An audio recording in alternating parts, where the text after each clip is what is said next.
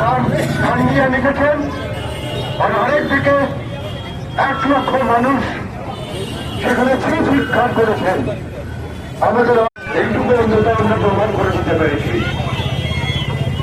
উত্তপ্ত চক্ষু মরুভূমি, এই গড়িয়াবাসী এত আদর আগে কি, এবং এই গড়িয়ার মোড়ে শুধু আজকে 100 সেকেন্ডের নিরবতা হয়নি।